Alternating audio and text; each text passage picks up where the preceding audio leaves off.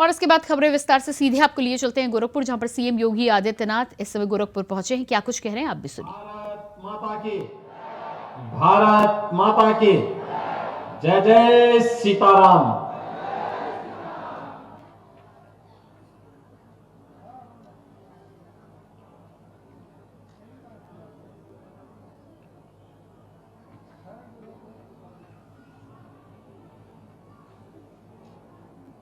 जेके समूह कानपुर के द्वारा 1150 महिला समूह को सिलाई मशीन वितरण यानी प्रशिक्षण के बाद वितरण के इस कार्यक्रम में साथ ही साथ एसबीआई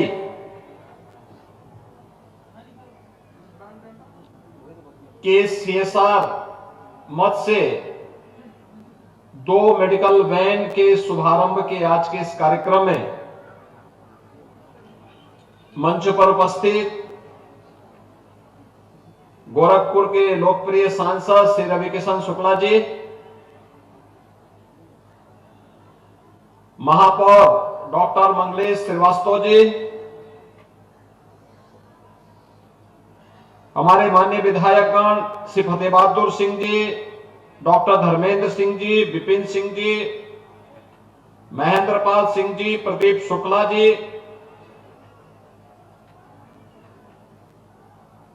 एमडीएमसीओ एनएसटीएल सुश्री पद्मा चंडरू जी, संस्थापक जेके टेक अभिषेक सिंघानिया जी, श्रीमती वर्षा सिंघानिया जी, श्री वेदांत सिंघानिया जी, श्री मनीष सिंह मान सिंह का, आशीष चौहान जी, महाप्रबंधक एसबीआई लखनऊ श्री आनंद मिश्र जी और सेवा भारती के प्रांत अध्यक्ष राहुल सिंह जी, आज के इस कार्यक्रम में विशेष रूप से उपस्थित है मुख्यमंत्री की सलाहकार के साथ साथ प्रदेश के पूर्व अपर मुख्य सचिव श्री अवनीश अवस्थी जी, भारतीय जनता पार्टी के जिला के अध्यक्ष श्री विष्णु सिंह जी, महानगर के अध्यक्ष श्री राजेश गुप्ता जी और भारी संख्या में उपस्थित गोरखपुर के महानगर ग्रामीण अंचल से जुड़े हुए महिला समूह से जुड़े हुए सभी उपस्थित बहनों और भाइयों, मकर संक्रांति के और लोहड़ी के एक दिन पूर्व जेके समूह के द्वारा और एनएसडीएल के तत्वाधान में आज 2 बड़े कार्यक्रम हो रहे हैं,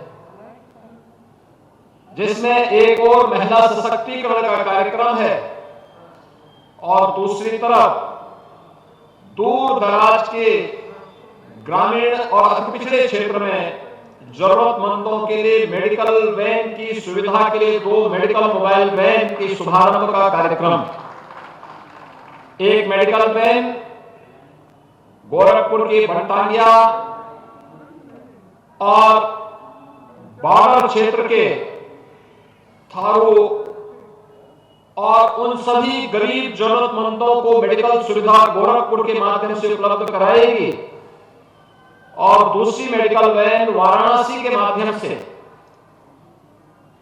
चंदौली सोनभद्र के जनजातीय क्षेत्रों में उन सभी गरीब और जरूरतमंदों तक मेडिकल की सुविधा उपलब्ध कराएगी। इन 2 पवित्र कार्यक्रमों के लिए जेके समूह को, एनएसडीएल और एसबीआई को हृदय से धन्यवाद देते हुए इस समूह से जुड़े हुए और दोनों प्रतिष्ठानों से जुड़े हुए अधिकारियों का मैं हृदय से अभिनंदन करता हूं और आप सभी उपस्थित आगत यहां पर गोरखपुर की बहनों और भाइयों का मैं हृदय से इस पूरे समारोह में आयोजन में हृदय से स्वागत करता हूं। तो आप सुन पा रहे थे उत्तर प्रदेश से मुख्यमंत्री योगी आदित्यनाथ को गोरखपुर से, और इसके बाद बात करेंगे अगली खबर की। दिल्ली से खबर सामने आ रही है। इंडिया गठबंधन की बैठक जारी, वर्चुअली होगी बैठक। इंडिया गठबंधन की बैठक, सीट बंटवारे को लेकर बैठक में होगी चर्चा। 14 पार्टियों के नेता बैठक में हुए शामिल। 14 पार्टियों के नेता बैठक में हुए शामिल। गठबंधन के संयोजक को लेकर भी हो रही है चर्चा। गठबंधन के संयोजक को लेकर भी होगी चर्चा। वर्चुअली हो रही है इंडिया गठबंधन की बैठक। 14 पार्टी के नेता बैठक में शामिल। 14 पार्टी के नेता बैठक में शामिल। सीट बंटवारे को लेकर बैठक में होगी चर्चा। साथ ही गठबंधन के संयोजक को लेकर भी होगी चर्चा। 14 पार्टियों के नेता बैठक में शामिल। इंडिया गठबंधन की बैठक, वर्चुअली हो रही है इंडिया गठबंधन की बैठक।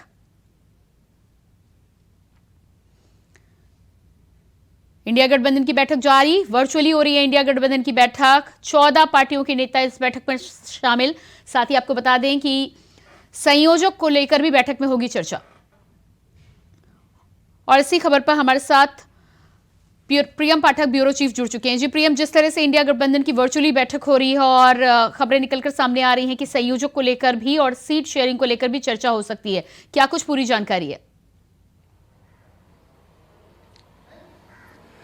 बिल्कुल, देखिए 2024 लोकसभा चुनाव को और महज कुछ ही महीनों का वक्त बचा हुआ है और ऐसे में बीजेपी की विजय रथ को रोकने के लिए विपक्ष एक साथ लामबंद हुआ है और ये सभी जो राजनीतिक दल हैं वो एक साथ आकर जो है वो इंडिया गठबंधन जो है वो INDI गठबंधन उसको तैयार किया गया है और इस गठबंधन के जरिए पूरा प्रयास किया जा रहा है कि बीजेपी को इस बार चुनाव में हराया जाए।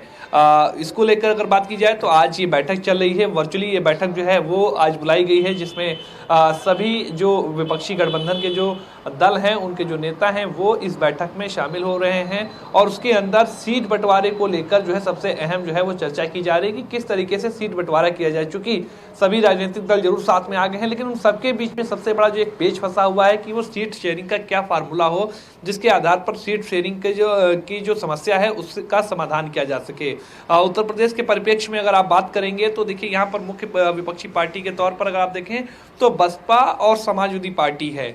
दोनों ही पार्टियां चाहेंगी कि अधिक से अधिक सीटों पर अपने कैंडिडेट्स को उतारें और ज्यादा सीटें किसी भी दल को वो देना नहीं चाहेंगी और अगर वो गठबंधन में शामिल होती हैं। और उत्तर प्रदेश के अंदर पूरा प्रयास है, चूंकि इस गठबंधन का जो नेतृत्व है वो कांग्रेस की तरफ से किया जा रहा है, तो कांग्रेस चाहती है कि बसपा भी इस गठबंधन में शामिल हो। चूंकि बिना बसपा के शामिल हुए उत्तर प्रदेश के अंदर जो विपक्षी गठबंधन है उसकी जीत का दावा कर पाना काफी मुश्किल होगा और जीत पाना काफी मुश्किल होगा। इसलिए पूरा प्रयास है कांग्रेस का कि बसपा भी इसमें शामिल हो। लेकिन अगर बसपा इसमें शामिल होती है तो उसमें सीट शेयरिंग का क्या फार्मूला होगा, समाजवादी पार्टी कितनी सीटों पर अपने प्रत्याशी को उतारेगी, बसपा कितने प्रत्याशियों पर उतारेगी, और कहीं ना कहीं कांग्रेस भी चाहेगी कि उसको इतनी सीटें मिले कि जिससे उसका भी अस्तित्व बरकरार रहे। क्योंकि वो इस संगठन का नेतृत्व कर रही है, इस गठबंधन का नेतृत्व कर रही है, तो वो भी चाहेगी कि इसमें जो है वो अधिक से अधिक सीटों पर अपने प्रत्याशी को उतारे। 80 लोकसभा की सीटें उत्तर प्रदेश में हैं और इसीलिए कहा जाता है कि दिल्ली का रास्ता यूपी से होकर जाता है। सबसे अधिक लोकसभा की सीटें पूरे देश के अंदर अगर बात करें तो वो यूपी में ही है। तो ऐसे में अगर आप देखें समाजवादी पार्टी भी कहीं ना कहीं 50 से कम सीटों पर समझौता करने को तैयार नहीं होगी।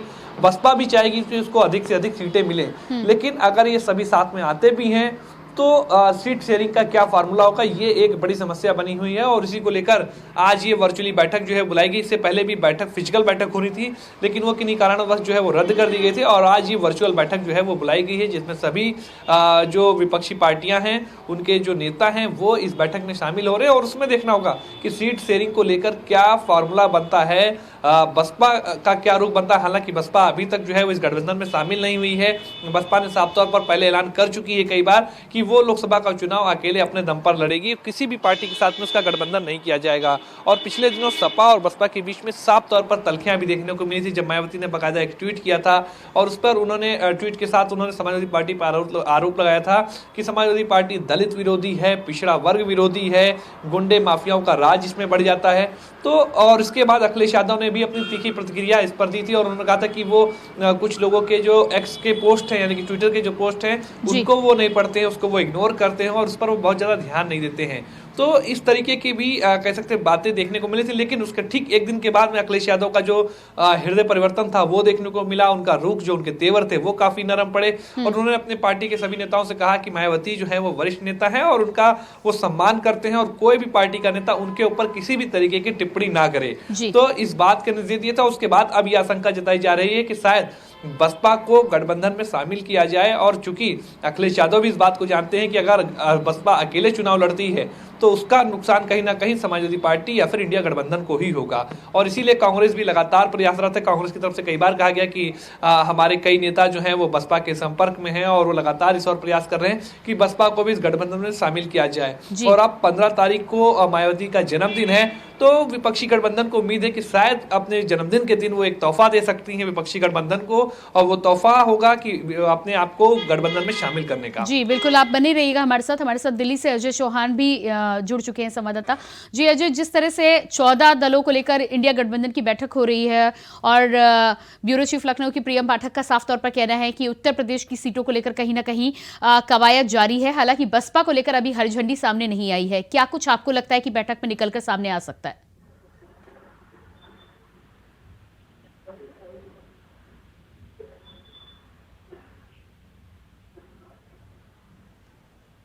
जी अजय, अपने फोन को अनम्यूट कीजिएगा, आपकी आवाज हम तक पहुंच नहीं पा रही है।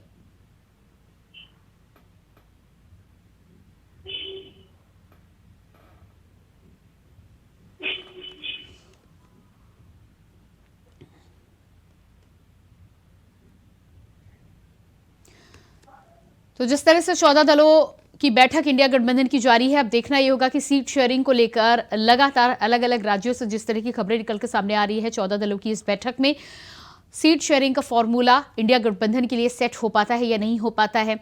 अलग अलग जगहों पर माना जा रहा है कि स्थानीय दलों को ज्यादा मौका देने की कोशिश और कवायद जारी है। हमारे साथ लगातार अजय चौहान भी जुड़ चुके हैं दिल्ली से, साथ ही साथ लखनऊ से प्रियम पाठक हमारे साथ बने हुए हैं। अजय, 14 दलों की बैठक इंडिया गठबंधन की इस समय जो हो रही है उसको लेकर सीट शेयरिंग और साथ ही साथ संयोजक पर भी चर्चा मानी जा रही है, क्या लग रहा है आपको, क्या कुछ निकलकर सामने आ सकता है?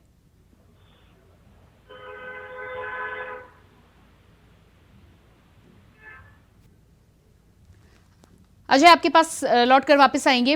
जी प्रियम, जिस तरह से चर्चा हम कर रहे थे और उत्तर प्रदेश की यदि बात की जाए तो खबरों में जिस तरह से 50-52 सीटों का सपा को लेकर आपने बात की है और कांग्रेस को लेकर भी 17 से 18 सीटों की बात निकलकर सामने आ रही है। हालांकि बसपा को लेकर अभी सीट को लेकर जो बातचीत बढ़ी है उसमें बसपा की तरफ से हरी झंडी नहीं मिली है, इसलिए साफ तौर पर नहीं कहा जा सकता। लेकिन जिस तरह से समाजवादी पार्टी 50 से 52 सीटों की बात कर रही है, क्या बसपा के आने पर समझौता करने को तैयार होगी? क्योंकि बसपा यदि आती है तो समाजवादी पार्टी को अपनी सीटें आधी करनी होंगी।